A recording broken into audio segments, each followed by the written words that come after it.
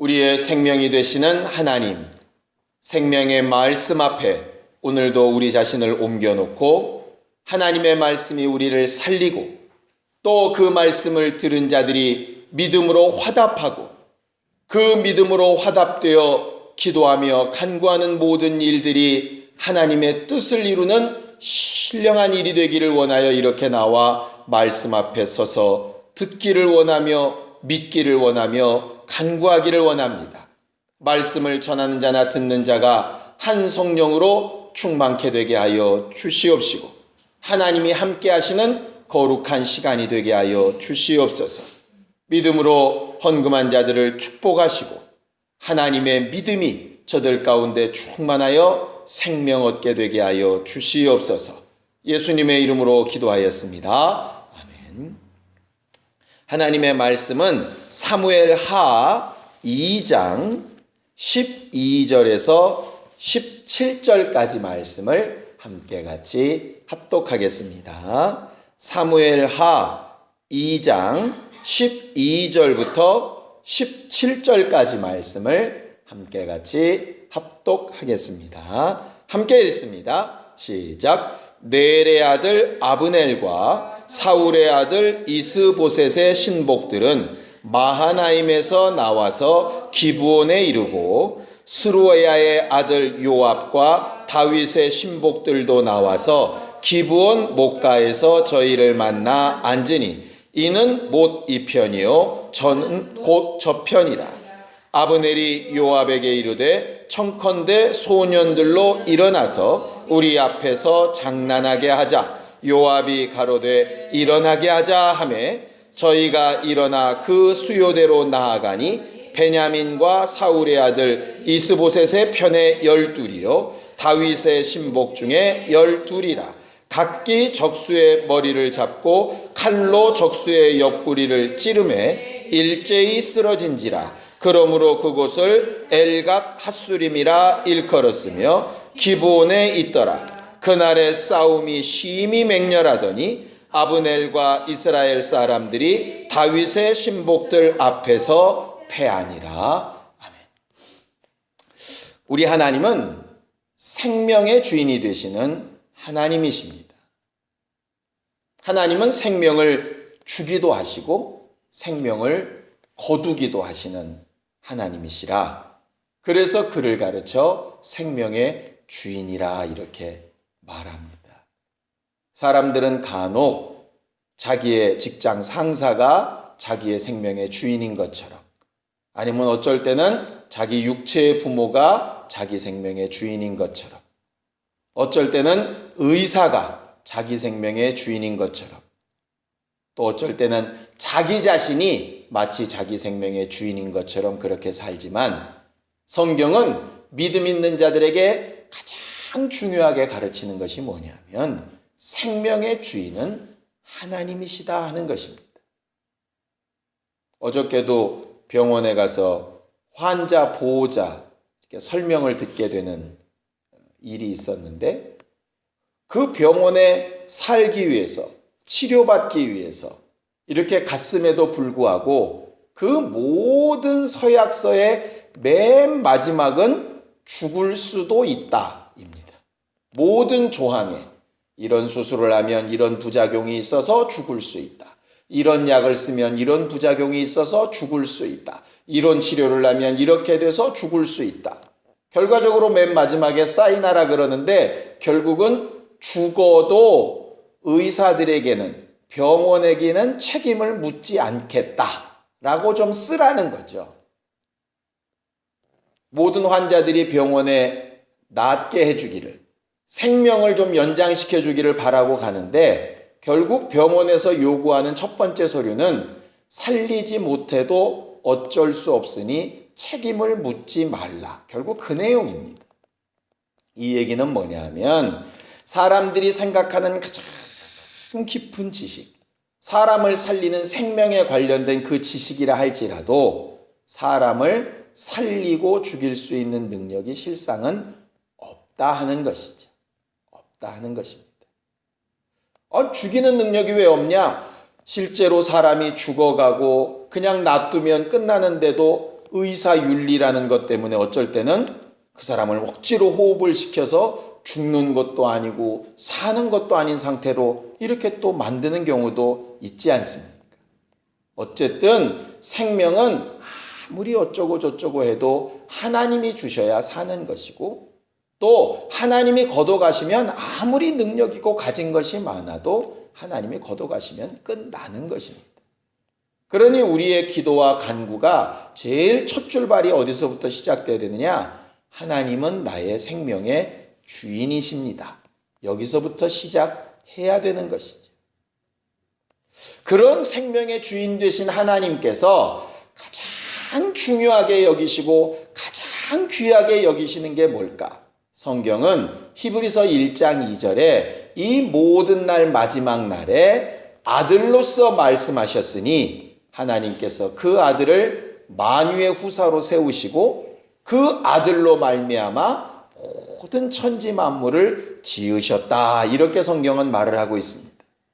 이게 무슨 얘기냐면 이 존재하는 모든 천지 만물은 누구 때문에 지어졌느냐? 아들 때문에 지어졌고 아들을 위하여 지어졌고 아들이 쓰실 수 있도록, 그러니까 결국 모든 일의 목적이 아들에 있다. 이렇게 성경은 말을 하고 있죠. 그리고 그 아들을 육체로 보내셔서 어떻게 하기를 원하시느냐? 자, 성경을 보겠습니다. 요한복음 5장 23절입니다. 요한복음 5장 23절입니다. 함께 읽겠습니다. 요한복음 5장 23절입니다. 함께 읽습니다. 시작. 이는 모든 사람으로 아버지를 공경하는 것 같이 아들을 공경하게 하려 하심이라. 아들을 공경치 아니하는 자는 그를 보내신 아버지를 공경치 아니하느니라. 이렇게 되어 있습니다.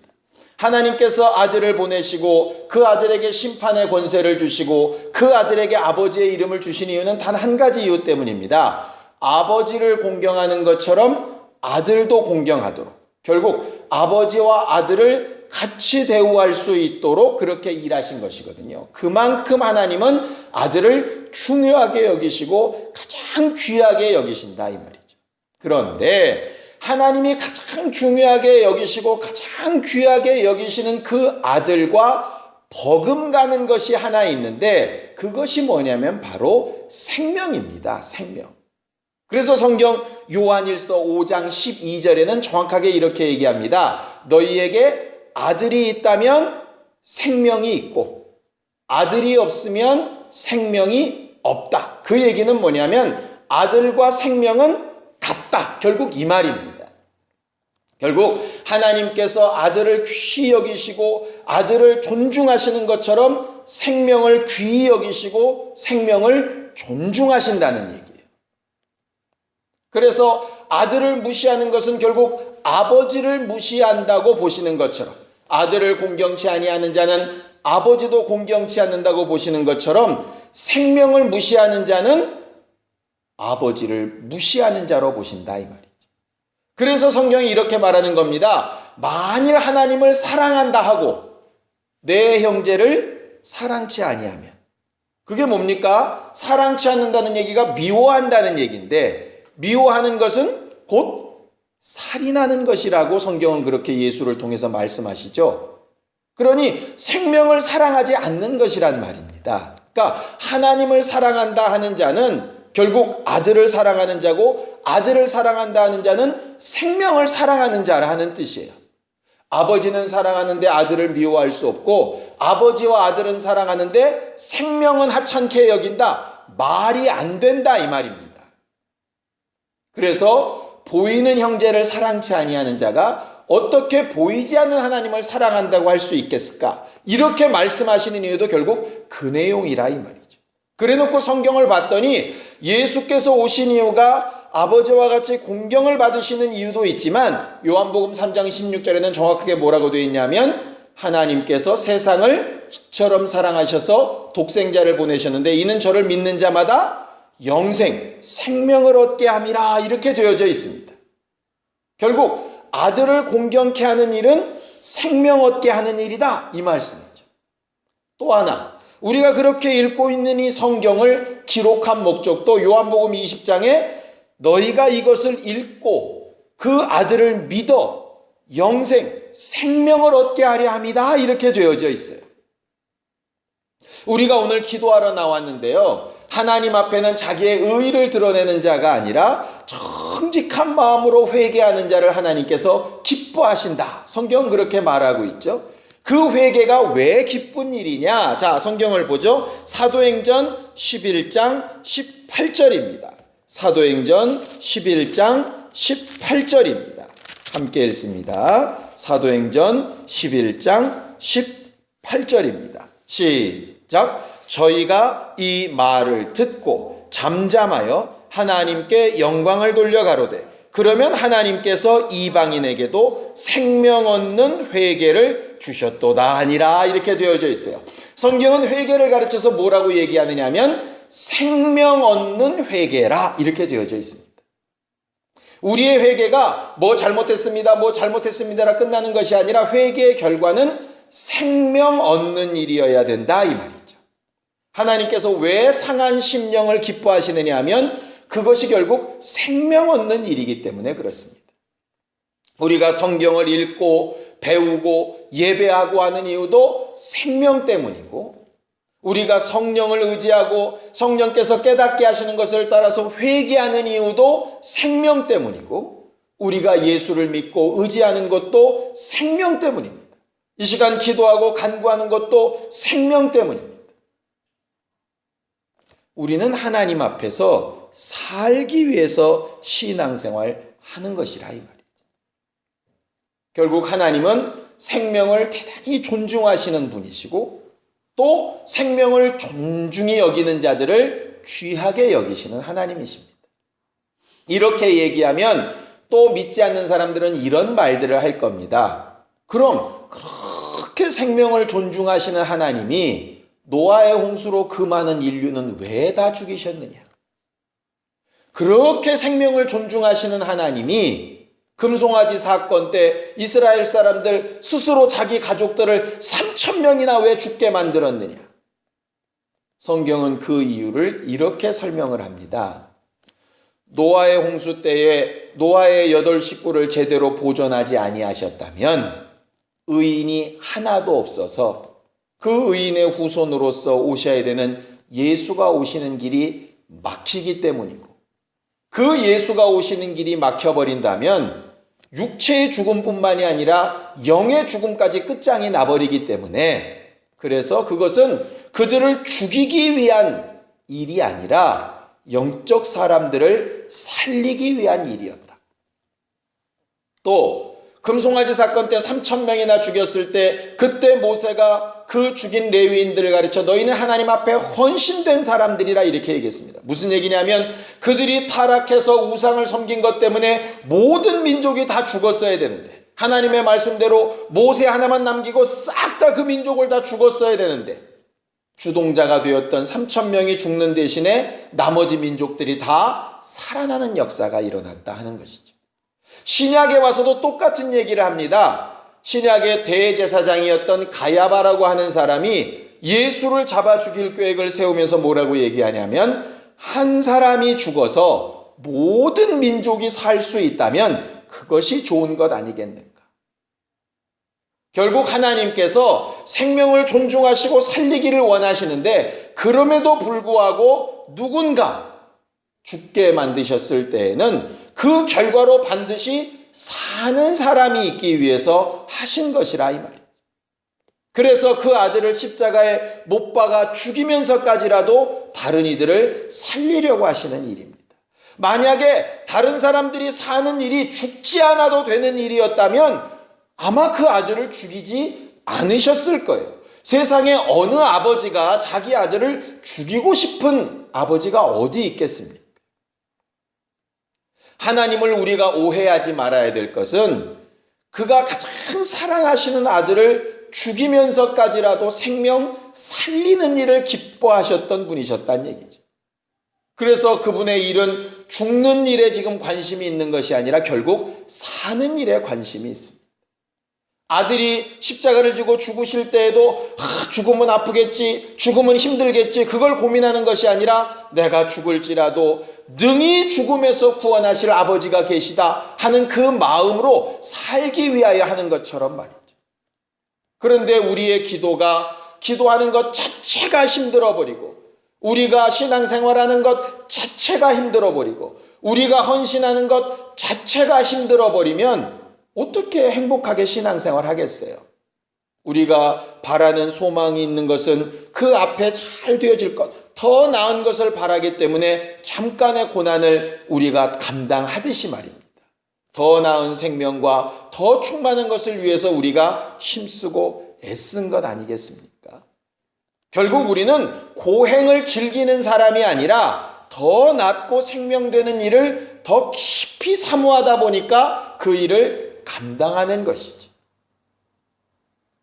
결과적으로 병이 낫고 정말 불편했던 것들이 더 잘 되기 위해서, 더 건강하고 더 평안하게 살기 위해서 잠깐의 고통을, 수술이나 다른 것을 이렇게 감수하듯이 우리는 그렇게 생명을 보는 일에 중요하게 여기고 귀하게 여겨야 되는 사람들이라 이 말이에요.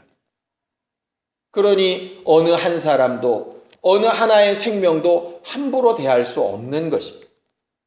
왜냐하면 살리기 위해서 하는 일이니까 말이죠. 그래서 우리의 입술의 말이나 우리의 기도나 우리의 바람과 소망이 결국 생명을 존중히 여기고 귀히 여기는 일에서 출발했는가 아닌가가 참 중요합니다. 우리의 마음속이 어떠한가 이 말이죠. 오늘 저녁에 우리가 성경으로 이렇게 본문을 봅니다. 본문을 보면 12절에 이렇게 되어져 있죠. 넬의 아들 아브넬과 사울의 아들 이스보셋의 신복들은 마하나임에서 나와서 기본에 이르렀다 이렇게 되어 있습니다.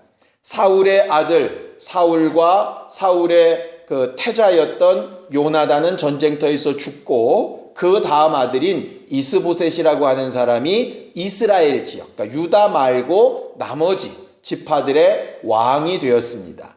그런데 실제로 그 왕은 좀 헛개비 같은 왕이고, 그 왕의 군대 장관인 아브넬이라고 하는 사람이 그 왕의 일을 대신할 만큼 그렇게 군대 장관으로 힘을 냈었어요.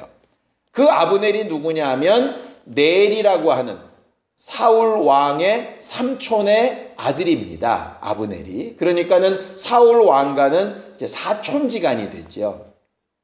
그러니까 이스보셋한테는 실제로는 삼촌뻘이 되는 겁니다. 그러니 왜 수렴청정이라 그러잖아요. 그것처럼 주위에서 왕 노릇을 아브넬이 이렇게 할 때에 그 유다 왕국과 이스라엘 왕국의 그 접경 지역, 우리로 따지면은 지금 비무장 지역처럼 그렇게 이렇게 접경 지역에 이렇게 군대들이 마주대하게 된 상태입니다.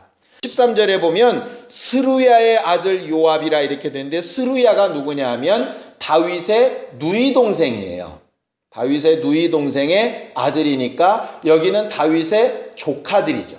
요압이 군대 장관인데 다윗의 조카들입니다.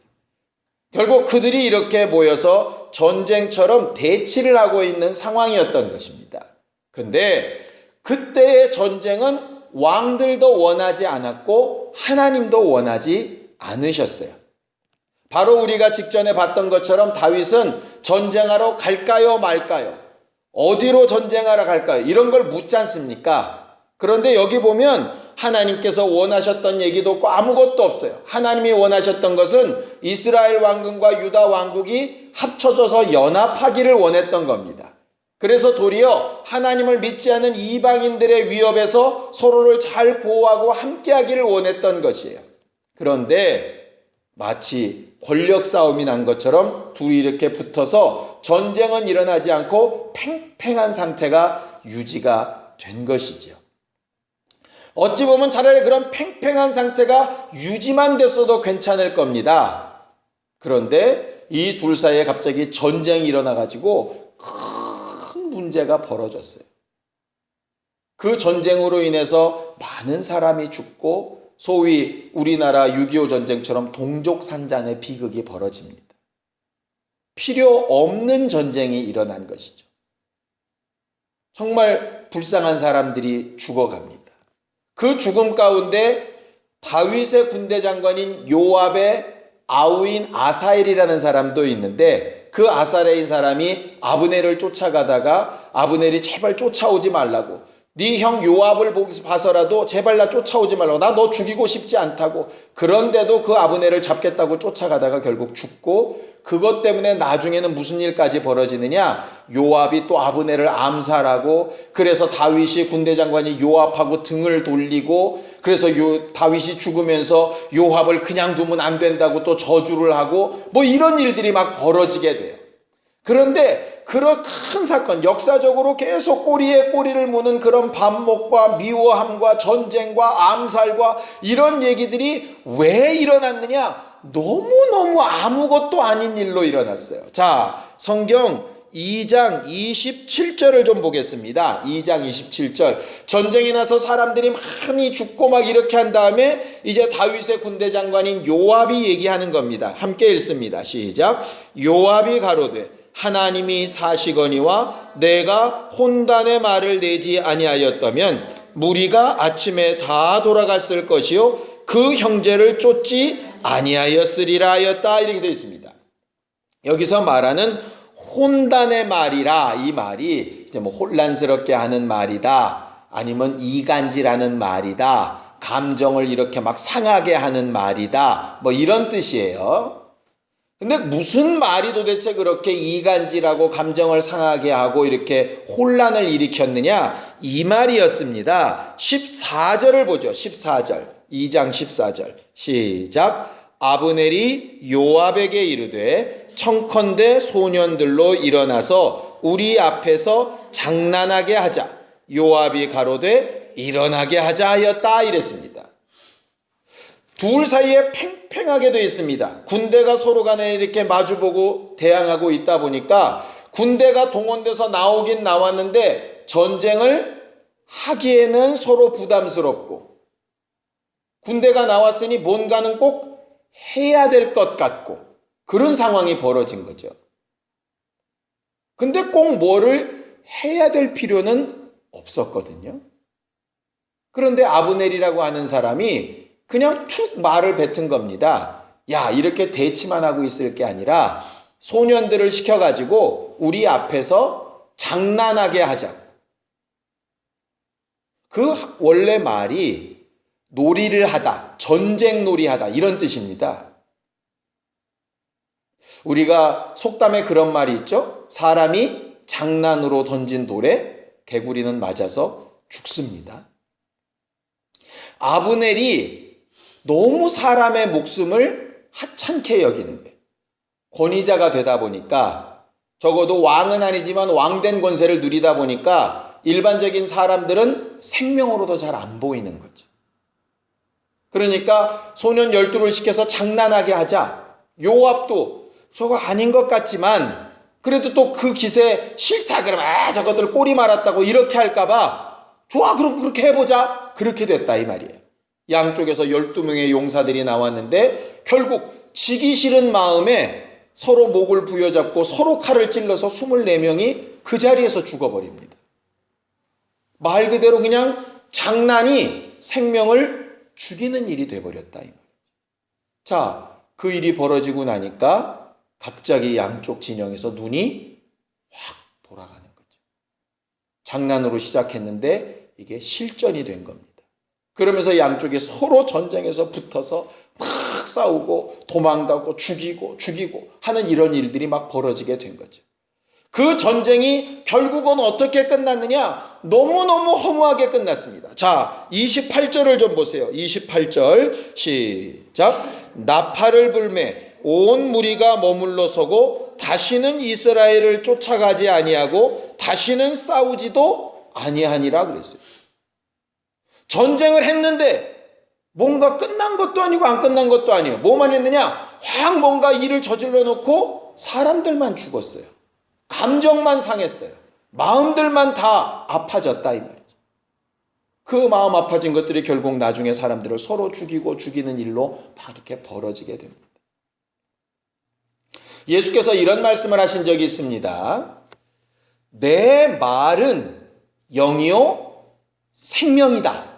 이렇게 말씀하셔서 내 입에서 나가는 말은 그냥 바람 소리나 장난이 아니고 내 입의 말은 남을 살리고 돕고 변화시키고 귀신을 쫓아내고 문제를 해결하고 하는 능력의 말이다. 이렇게 말씀하셨어요. 성경에는 하나님의 말씀을 농담으로, 장난으로 여겼던 사람들이 하나님 앞에 어떤 평가를 받았는가 하는 것들을 분명히 얘기합니다. 아브라함의 조카 롯의 사위들은 소돔과 고모라 땅이 멸망당한다는 그 하나님의 경고하시는 말씀을 농담으로 여겼다가 결국은 그들이 다 죽게 되어지지요. 아브라함의 아내 사라 같은 경우도 내게 아들이 있을 것이라 그랬는데 비웃다가 결국 하나님에게 책망을 이렇게 받게 되지 않습니까? 우리가 예수를 닮고 생명을 사랑하는 사람이라면 적어도 우리의 말이, 우리의 기도가 정말 아브넬이나 요압이 한 것처럼 혼단의 말, 장난의 말, 헷갈리는 말, 있으나 마나한 말, 하고 나서 아무 결과도 없는 말이 아니라 적어도 살리고 변화시키고 온전케 하는 말과 기도가 돼야 되지 않겠느냐 이 말이에요. 마치 전쟁터에서 만난 두 진영처럼 야 모였으니 뭔가는 해야 되겠는데 하자. 마치 사람들이 모여있으니 그냥 있기는 뭐하니까 찬양이나 합시다. 아니면 우리 그냥 모여서 그냥 시간 보내기 그러니까 기도나 합시다. 야 우리 이렇게 모였으니까 예배나 합시다. 이런 게 아니라 예배 한 번 해도 생명이, 기도 하나 해도 생명이, 찬양 하나 해도 생명이, 적어도 우리 입에서 나가는 것이 하나님의 말씀처럼 능력이나 생명은 혹 못될지라도 생명을 존중히 여기고 귀하게 여기는 것으로 나아가야 하지 않겠느냐 이 말이에요. 저는 그런 생각이 듭니다. 이 전쟁을 하면서 요압의 편에서 기도하는 사람들이 없었을까? 이스라엘 진영, 아브넬의 진영에서 기도하는 사람들이 없었을까? 그들은 과연 뭘 기도했을까? 뭐 기도했을까요? 하나님 이 전쟁에서 우리 이기게 해주세요. 뭐 그런 기도하지 않았겠습니까? 그런데 그 기도는 하나님의 관심과 아무런 관계가 없는 기도였다 이 말이죠. 왜냐? 생명을 살리는 일과 아무 상관이 없어요. 하나님께서 전쟁을 명하실 때에는 이스라엘 민족을 살리시든 아니면 억압받는 민족들을 자유케 하시든 어떤 목적이 있어서 전쟁을 명하십니다. 그런데 이 전쟁은 목적도 없고 결과도 없고 아무것도 없는 그냥 바람소리 같은 장난이었단 말이죠. 장난. 친구들 중에도 간혹 실없는 소리를 하는 사람들이 있죠. 툭 말 던져놓고 나서 이쪽에서 발끈하면 장난이야 장난. 그런데 이미 거기에 마음이 상한 사람들이 있지 않습니까? 그러니 성경에 함부로 우리가 입으로 말하는 것, 함부로 우리가 소원하여 기도하는 것, 함부로 우리가 뭘 행하는 것 참 주의하고 조심해야 될 것에 대하여 말씀한다. 예수의 기도는 적어도 장난도 아니고 그냥 해보는 것도 아니었습니다. 하나님 앞에 정말 생명 살리는 일을 위한 기도였습니다.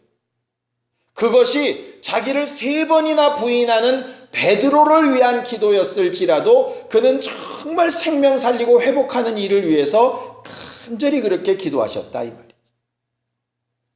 우리가 오늘 읽은 본문 바로 앞에 있는 다윗이 했던 기도와 이들의 장난스러운 말은 너무너무 가치가 갈라져 버리지 않습니다. 많은 교회들이 때가 되면 여러 가지 행사를 합니다. 때가 되면 부흥성회도 하고 때가 되면 무슨 행사도 하고 때가 되면 무슨 행사도 하고 이렇게 합니다. 마치 군인들이 모였으니 뭐라도 좀 해보자 하듯이 뭐 이렇게 하는 수도 있을 겁니다. 처음 시작은 그러지 않았겠지만 하다 보니까 어떻게 그게 형식이 되어져서 그렇게 하는 수 있을 겁니다. 과연 그런 것에 무슨 능력이 있고 무슨 결과가 있을까? 만약에 우리가 기도하고 간구하는 것도 늘 있으니까 해야 되니까 누군가는 그냥 채워야 되니까 만약에 하는 것이라면 우리도 모르는 사이에 혹시 그냥 전쟁 나왔으니 군인들끼리 모였으니 그냥 장난스럽게 그냥 해야 되는 거니까 그냥 하자고 하는 것이라면 하나님 앞에 아무런 생명의 영향력이 없는 기도로 끝나지 말지 않겠냐 이 말이죠. 예수께서 분명히 우리에게 경고하신 말씀이 있습니다. 자, 함께 읽습니다. 마태복음 18장 6절에서 7절입니다. 마태복음 18장 6절에서 7절입니다. 함께 읽습니다. 마태복음 18장 6절에서 7절입니다. 시작. 누구든지 나를 믿는 이 소자 중 하나를 실족해 하면 차라리 연자맷돌을 그 목에 달리우고 깊은 바다에 빠뜨리우는 것이 나으니라. 실족해 하는 일이 있음을 인하여 세상에 화가 있도다. 실족해 하는 일이 없을 수는 없으나 실족해 하는 그 사람에게는 화가 있도다 그랬습니다. 우리가 말하고 행동하고 기도하고 응답받고 하는 모든 일에 사람을 실족하게 하고 생명을 경시 여기고, 그렇게 해도 지가 잘못한 것이 어쩔 수 없지, 지가 믿음 없는 거니 어쩔 수 없이 이렇게 말하는 것이 아니라, 뭐 하나를 하더라도, 무슨 말 한마디를 하더라도, 권면을 하더라도, 가르칠 때라도, 우리가 그들을 위하여 기도할 때라도 정말 생명을 존중하고 귀히 여기며 하는 사람들이 결국 예수를 공경하는 사람이고 하나님의 이름을 공경하는 사람이고 제대로 기도하는 사람이 되어질 겁니다. 우리가 기도하며 간구하는 것이 그저 하나님의 생각과 뜻과 상관없이 마치 이스라엘 군대, 유다 군대처럼 자기 군대의 승리만 기도하고 끝나는 잘못된 기도가 아니라, 그 결과로 어쨌든 생명이 살고 변화되고 온전케 되고 회복되는 일들을 위해서 많이 기도할 수 있는 신령한 우리 모두가 되기를 바라고, 그것이 꼭 기도뿐만이 아니라 평상시 우리의 말도 우리의 삶도 그렇게 살리고 회복시키는 사람들이 될 수 있기를 예수님의 이름으로 축원합니다. 그런 말과 삶이 결국 전도가 되는 것이고, 그런 말과 삶이 결국 예수를 통하여 사는 사람들을 만들어내는 것 아니겠습니까? 억지로 그렇게 해야 된다 하는 것이 아니라 정말 생명 사랑하는 마음으로, 정말 생명 살리고자 하는 마음으로, 생명을 귀히 여기는 마음으로 기도도 하고 신앙생활도 하는 우리 모두가 다 되기를 예수님의 이름으로 축원합니다. 예수의 한번 부르고 간절히 같이 기도할 때 우리의 모든 입술의 말과 우리가 하나님 앞에 받은 은혜를 전하는 것과 우리가 생각하며 행동하는 모든 일에 하나님께서 정말 생명으로 갚아주시고 그 결과로 충만케 되어지는 우리 모두가 되게 하여 주시옵소서. 예수의 한번 부르고 간절히 같이 기도하겠습니다. 하나님 아버지, 하나님께서 오늘도 주 예수 생명의 말씀을 의지하여 기도하고 간구하게 하셨으니 감사합니다. 우리의 모든 입술의 말과 우리의 마음의 생각과 계획과 소망이 하나님이 바라시고 원하시는 것처럼 예수 그리스도를 통하여 생명이 드러나는 일로, 그 결과로 아버지의 이름이 영광되어지는 일로 우리도 살고 우리를 통하여 다른 이들도 사는 신령한 일들로 응답되어지길 원하오니 복으로 역사하여 주시옵소서. 모든 말에나 일에나 장난처럼 생명을 경시하며 행하지 않게 하여 주시옵시고, 특별히 우리를 통하여 한 영혼이라도 실족하거나 상하지 않게 도와주시고, 어쨌든 우리를 통하여 살아나고 회복되고 온전케 되는 영혼들이 생기는 것과 그것이 많아지는 것으로 기뻐하며 행복해하는 우리 교회가 되게 도와주시옵소서. 겉으로 보여지는 것보다 살리는 능력이 있는 기쁨으로 충만케 되게 하여 주셔서 각각의 성도들마다 각각의 행사들이나 일마다 각 예배와 기도회와 모임과 공부마다 어쨌든 영혼이 회복되고 사는 간증들이 넘치는 우리 모두가 다 되도록 도우시고 인도하여 주시옵소서. 이제는 우리 주 예수 그리스도의 은혜와 하나님 아버지의 극진하신 사랑과 성령님의 감동하시고 역사하시는 분명한 증거가 모든 말과 일에 생명을 귀히 여기며 하나님을 사랑하며 주를 공경하기로 결심하는 모든 사람들 위해 이제로부터 영원까지 함께 있을지어다. 아멘.